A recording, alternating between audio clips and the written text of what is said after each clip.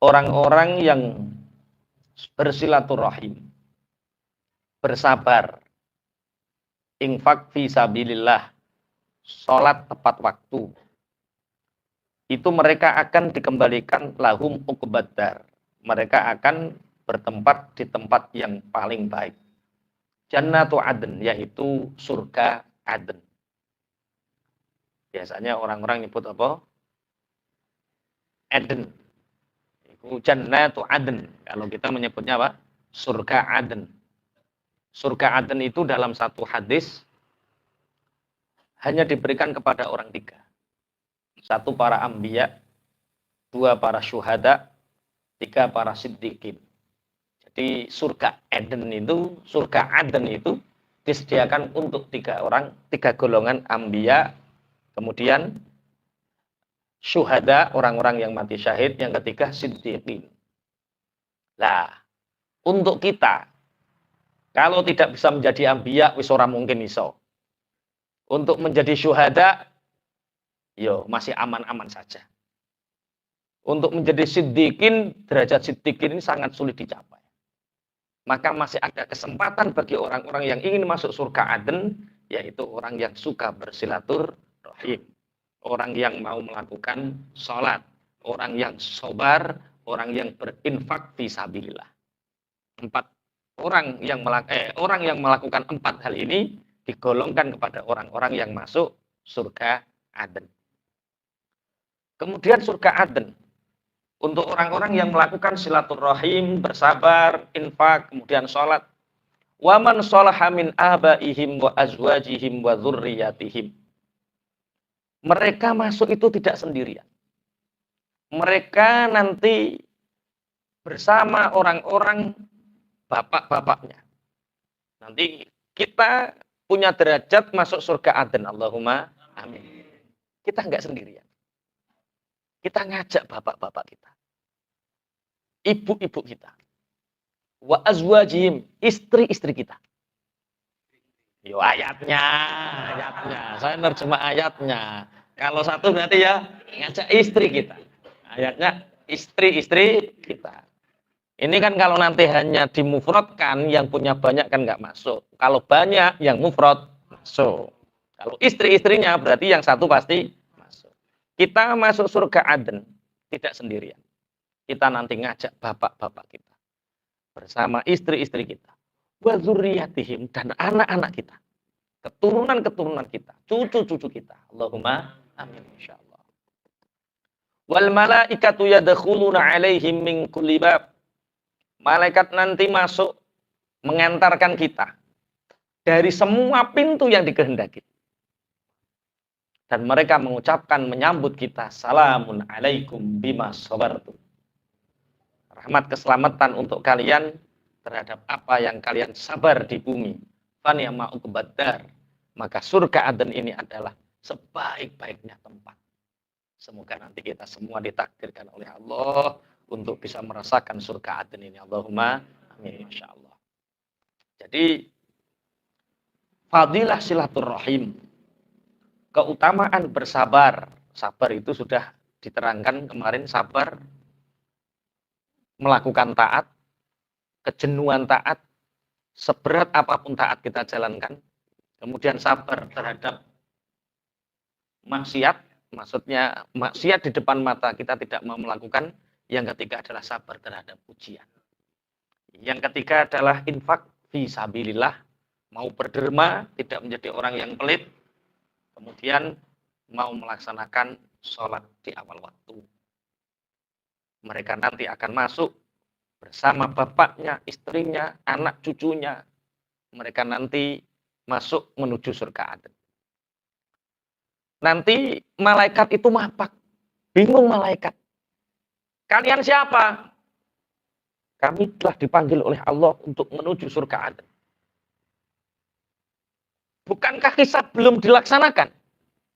Kami masuk di ghairi hisab. Kami masuk tanpa hisab. Tanpa hisab. Ya, kami masuk tanpa hisab.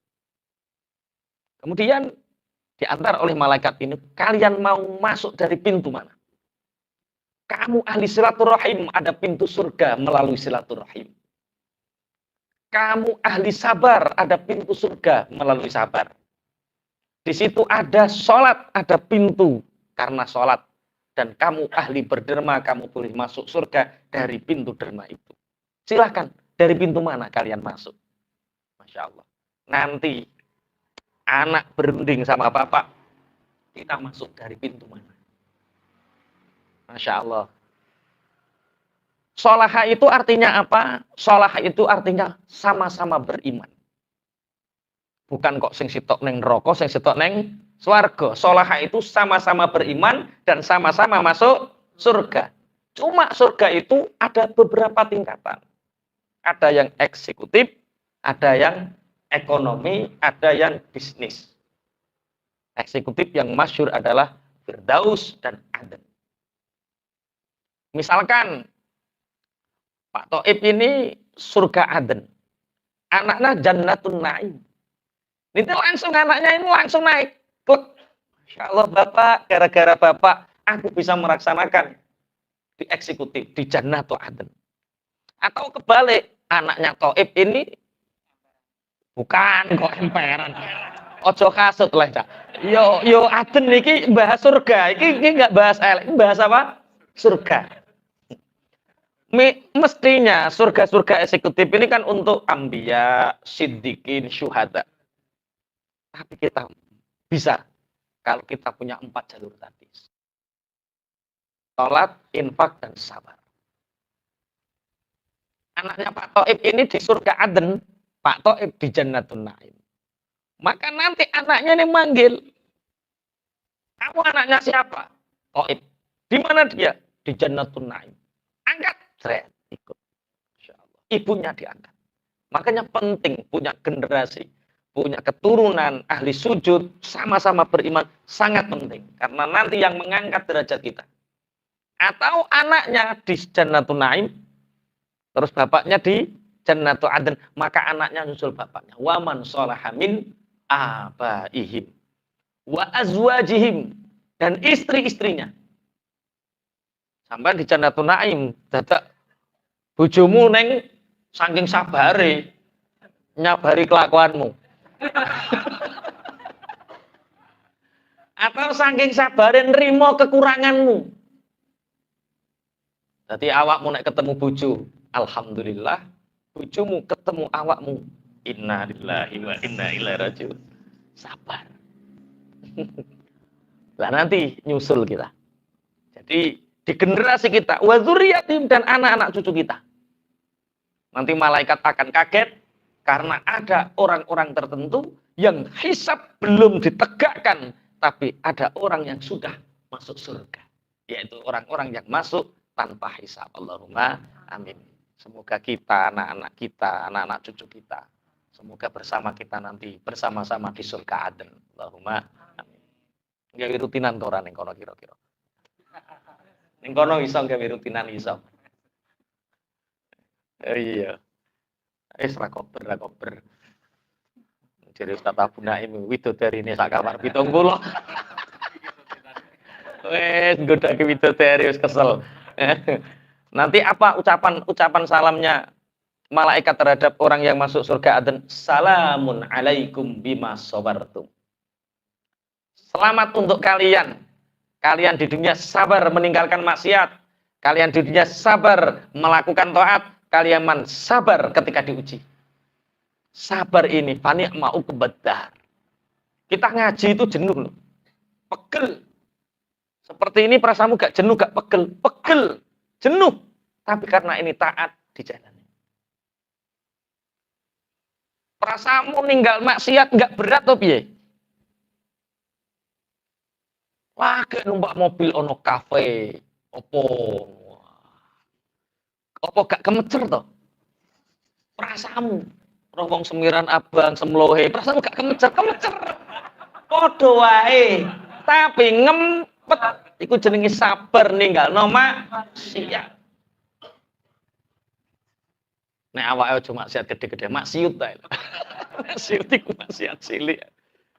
Kita sabar melakukan taat, sabar meninggalkan maksiat, itu butuh kesabaran tingkat tinggi. Butuh keseharian, butuh kebiasaan. Orang yang nggak biasa meninggalkan maksiat, maka akan sangat susah untuk meninggalkan maksiat. Orang yang taat, sabar melakukan taat, ini kalau nggak biasa, sulit. Nggak percaya, ojo ngaji. Patang pertemuan. Engkau nggak mokel sampai. Kecuali kok di WA Covid, nggak ngaji mas. Oh ya, kesempatan nih. Oke. Jadi sabar. Tapi yang paling berat adalah sabar ketika kita diuji oleh Allah. Dengan berbagai macam ujian. Maka nanti malaikat pertama nyambut kita komentarnya, salamun alaikum bima sabartu. Selamat untuk kalian terhadap apa yang telah kalian sabari di dunia. Fani ama'u kebadar. Maka sebaik-baik tempat adalah akhirat, atau kita nanti akan masuk jannatu adn. Allahumma amin. Masya Allah. وَالَّذِينَ يَنْقُضُونَ عَهْدَ اللَّهِ مِنْ بَعْدِ مِيثَاقِهِ وَيَقْطَعُونَ مَا أَمَرَ اللَّهُ بِهِ أَنْ يُوصَلَ وَيُفْسِدُونَ فِي الْأَرْضِ أُولَئِكَ لَهُمُ اللَّعْنَةُ وَلَهُمْ سُوءُ الدَّارِ. Sebaliknya, kemarin kita membahas tentang banyak fadilah silaturahim. Walladzina yanquduna ahdallahi min ba'di mitsaqih. Dan orang-orang yang merusak terhadap perjanjian Allah setelah mereka menyanggupinya, yaitu iman. Kita di zaman azali oleh Allah itu sudah dimintai pertanggungjawaban. Yaitu ketika kita lahir di alam dunia, maka kita akan beriman kepada Allah. Setelah mereka merusak perjanjian dengan Allah, dengan mereka menjadi orang-orang kafir, wa yaqta'una ma amarallahu bi ayyusala, dan mereka memutuskan sesuatu yang Allah memerintahkan untuk menyambung. Mereka tidak silaturahim, tapi mereka qati'ur rahim. Mereka tidak menyambung tali silaturahim, tapi memutus tali silaturahim. Sebagaimana kemarin dua orang yang bersaudara yang tidak saling bertegur sapa, yang hatinya tidak saling ridho, akhirnya walaupun sebaik apapun dia, ternyata dia berada di barkhut, pelengin rokok jahanam, hanya karena tidak rukun sama saudaranya. Qati'ur rahim. Wa yufsiduna fil ard, dan orang yang merusak di bumi, membuat kerusakan. Fasad itu kalau dalam ilmu tafsir, makna pertama adalah kekufuran. Makna kedua adalah maksiat. Jadi kalau kita berbuat kufur, berbuat maksiat di dunia, berarti kita hakikatnya merusak dunia ini. Kemudian makna merusak yang kedua adalah dengan kita merusak alam semesta ini dengan perilaku kita. Zaharul fasadu fil barri wal bahri bima kasabat aydin nas. Jadi kerusakan alam raya ini karena perbuatan tangan-tangan manusia di daratan dan di lautan. Dan ternyata Allah ini dalam kitab tafsirnya Ibnu Asyur, Allah menciptakan alam ini atau alam ini diciptakan itu dengan sistem yang selaras dengan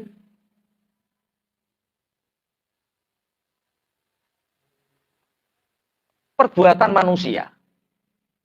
Jadi Allah menciptakan manusia, Allah menciptakan alam.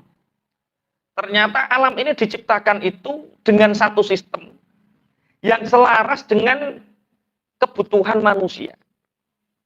Dan kebutuhan manusia ini diselaraskan dengan keimanan manusia. Jadi umpama menungso niki kathah yang iman, banyak yang beriman, otomatis alam ini semakin baik. Tapi kalau semakin manusia banyak yang kufur, maka alam ini juga akan menjadi tidak baik. Itu satu sistematis. Satu sistem yang berhubungan kali ayat wa yufsiduna fil ard. Kalian merusak bumi. Merusak bumi itu tidak hanya sekedar menebang, meracuni lautan, tapi merusak alamnya itu dengan kita kufur perbuatan maksiat kita. Ketika banyak orang yang sudah kufur, pangapunten, maka kalau di daratan semakin panas, lautan semakin tercemar, itu tanda bahwa bumi ini semakin banyak orang yang bermaksiat, bumi ini semakin banyak orang yang kufur kepada Allah Subhanahu wa taala. Kemudian satu ketika orang-orang seperti itu tempatnya di mana? Ulaika lahumul la'natu wa lahum su'ud dar. Orang yang tidak beriman, orang yang memutus tali silaturahim, tidak beriman berarti otomatis tidak sholat, otomatis tidak sabar. Wa yufsiduna fil ard, dan mereka merusak bumi. Ulaika lahumul la'nah, bagi mereka laknat. Walahum su'ud dar, dan bagi mereka seburuk-buruknya tempat, yaitu neraka di akhirat. Na'udzubillah, tumma na'udzubillah. Tapi orang kafir akan membantah dengan ayat ini. Ada seorang kafir yang bernama Abdullah ibnu Abi Umayyah. Yang ini mengatakan, Muhammad, kalau memang kekafiran itu merusak alam, kalau memang kekafiran itu menghancurkan kita, dan kita masuk neraka, kenapa buktinya kita di dunia ini masih diberi oleh Allah kekayaan? Delok kok kanca-kancamu melarat-melarat, kita yang kafir kaya. Sing duwe tol ini wong kafir atau wong Islam? Sing duwe pesawat kuwi lho sing mbok haji mbok tumpaki kuwi lho. Kuwi wong kafir apa wong Islam? Sing duwe hotel ning pinggir-pinggir Mekah kae iki investore wong kafir apa wong Islam? Sampai sing gawe klambi ihrammu kuwi wong Cina. Lha iku tenang lho. Mereka akan mengatakan seperti itu kalau memang kekafiran itu merusak alam. Buktinya kita lebih kaya daripada orang-orang yang beriman. Kita lebih kaya daripada orang-orang mukmin. Akhirnya turun ayat. Allahu yabsutur rizqa liman wa yaqdir wa farihu bil hayatid dunya wa mal hayatud dunya fil akhirati illa mata'. Akhirnya turun ayat, Allah yang meluaskan rizki kepada siapapun yang dikehendaki, waya kedir, dan Allah sudah membuat rupek membatasi terhadap siapapun yang dikehendaki. Di ayat yang lain di surat Al-Baqarah, di surat Al-Baqarah, zuyyina lil ladzina kafarul hayatud dunya wa yaskharuna minal ladzina amanu. Orang-orang kafir itu hidupnya dihiasi oleh Allah dengan kehidupan dunia. Wa yaskharuna minal ladzina amanu, dan mereka menghina orang-orang yang beriman. Walladzina taqaw fawqahum yaumal qiyamah. Orang-orang yang bertakwa besok di hari kiamat oleh Allah diangkat derajatnya. Jadi kemenangan orang mukmin dalam bab urusan dunia itu tidak di dunia hari ini, tapi besok di akhirat. Jadi urusan dunia itu tidak ada antara kaitan iman dan kekafiran. Bahkan sampai nek gelem kafir, zuina lil ladzina kafarul hayatud dunya. Donya inggonmu. Nek sampean kepingin bebas, lepas tanpa aturan dari Allah, kafiro. Donya nggonmu, sak penakmu. Enak wis. Mergawe ora ana pelanggaran fikih muamalah gak ono. Kerja nggak ada halal, haram. Mangan bebas, bah kodok, bah tekek, ketek, bebas. Ayo. Nek pengen kafir, monggo. Bebas untukmu dunia. Tapi besok di akhirat titeni kowe. Iya. Jadi urusan dunia ini nggak ada hubungannya keimanan. Justru dunia ini adalah ujian bagi orang-orang yang beriman. Makanya yang mendapatkan surga adn orang yang sabar terhadap ujian, terutama ujian keimanan ini. Kalau di sini kita mungkin nggak diuji keimanan kita. Di beberapa daerah tertentu, kowe tak pek mantu, langsung tak kayak duit 5 miliar, tapi keluarlah dari agama. Piye jajal? Iki sing grabi iki lho. Piye? 5 miliar. 5 miliar. 5 miliar itu kecil dibanding keimanan kita. 5 triliun itu kecil dibandingkan dengan keimanan kita. Kecil. Makanya terus wafarihu bil hayatid dunya. Mereka enak-enakan, bangga dengan kehidupan dunia. Mereka lupa terhadap akhirat. Makanya sebisa mungkin kita boleh mendapatkan dunia karena kita hidup di dunia, tapi jangan sekali-kali melupakan akhirat. Dulu itu ada seorang bapak. Tadi sempat ada obrolan tipis. Kulo kalih sapa dik Mas Yono, Mas Wiwit. Orang itu kadang Masya Allah dengan anak istrinya. Orang tua biayai anak belum sempat beribadah. Duwe putune dibandani neh. Orang tuanya belum sempat ibadah. Mikir buyut, urung sempat ibadah, mati. Makanya ada satu cerita, ini kisah nyata. Ada seorang bapak itu punya 3 anak. Anaknya yang pertama namanya Anis. Siapa jenenge? Anis. Ini cerita nyata. Anak yang kedua namanya Harben.